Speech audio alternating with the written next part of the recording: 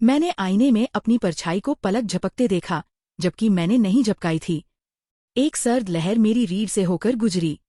आंखें मली, परछाई अब भी शांत थी। पर वो पलक झपकना, वो बेजान, नीरस आंखों का मुझे घूरना, वो सिर्फ मेरी कल्पना नहीं थी।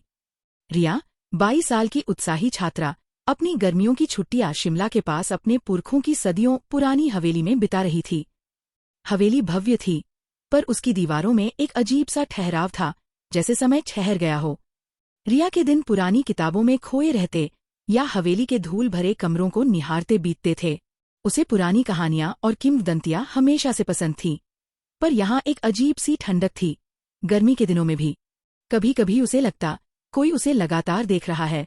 एक नीरस शाम रिया को सोशल मीडिया पर एक वायरल चुनौती याद आई, ब्लडी मैरी।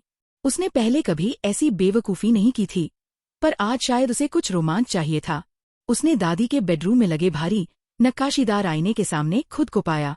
लाइट्स बुझाई, एक मोमबत्ती जलाई और अपनी सांसें थामकर 3 बार फुसफुसाया, bloody Mary, bloody Mary, bloody Mary. मोमबत्ती की लौ कापी। आईने में ब्लडी मैरी की जगह एक धुंधली पर स्पष्ट भारतीय आकृति उभरी। उसके बाल बिखरे थे, साड़ी फटी हुई थी और आंखें हल्की सी चमक रही थीं। वो ब्लडी मैरी नहीं थी। वो आकृति एक प्राचीन बोली में बुदबुदाई, यह मेरा क्षेत्र है, तुम बुलाने वाली कौन?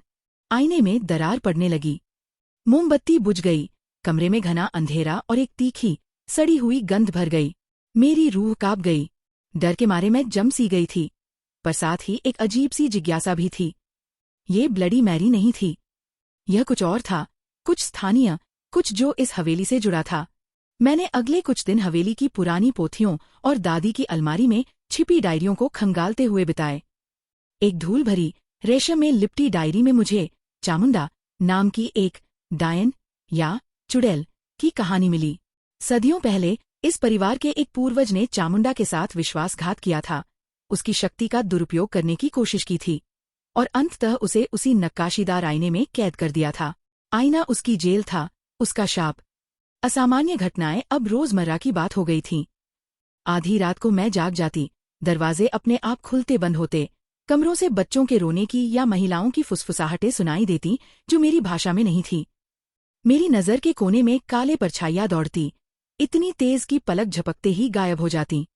कभी कभी मुझे ठंडे हाथ मेरे कंधों पर महसूस होते या मेरे बालों से गुजरते। चामुंडा की उपस्थिति हर पल बढ़ती जा रही थी। उसकी घृणा हवा में इतनी घनी थी कि सांस लेना भी मुश्किल हो रहा था। अब मुझे समझ आया कि वह इतनी क्रोधित क्यों थी, तो मैंने किसी बाहरी आत्मा, ब्लडी मैरी, को उसके सदियों पुराने क्षेत्र में बुलाने की कोशिश की थी। मैं अकेली थी और यह हवेली मेरा कारावास बनती जा रही थी। मुझे चामुंडा के अतीत की दर्दनाक झलकियां दिखनी शुरू हो गईं। उसका विश्वासघात, उसकी चीखें, उसकी जलती हुई चिता और उसका क्रोध जो समय के साथ और तीव्र होता गया था। पर एक और एहसास भी था, एक नई, ठंडी, यूरोपीय उपस्थिति जो बाहर से अंदर आने की कोशिश कर रही थी। ब्लडी मैरी अब इस भयावह ऊर्जा से आकर्षित होकर यहाँ आ चुकी थी। चामुंडा मुझे चेतावनी दे रही थी, या शायद अपने क्षेत्र को इस नई, घुसपैठ करने वाली आत्मा से बचा रही थी। यह दोनों का युद्ध था और मैं बीच में फंसी थी, एक प्यादा जिसके ऊपर 2 शक्तिशाली शक्तियों का संघर्ष चल रहा था। मुझे लगा कि मैं धीरे धीरे पागल हो रही हूँ। मैंने दादी की एक पुरानी बक्से में एक गुप्त अनुष्ठान का विवरण पाया, चामुंडा को नियंत्रित करने का एक पारिवारिक रहस्य। इसमें एक विशेष प्राचीन मंत्र और एक प्रतीकात्मक भेंट शामिल थी। जैसे ही मैंने तैयारी शुरू की, आईना भयंकर रूप से चमकने लगा। 2 आकृतियां उसमें स्पष्ट होने लगी, चामुंडा, क्रोध और पीड़ा से भरी हुई, और एक धुंधली, विकृत यूरोपीय आकृति, ब्लडी मैरी, जिसका चेहरा अस्पष्ट पर भयावह था। वे दोनों आईने के भीतर, या शायद कमरे में थोड़ी सी खेलती हुई, एक अराजक लड़ाई लड़ने लगी।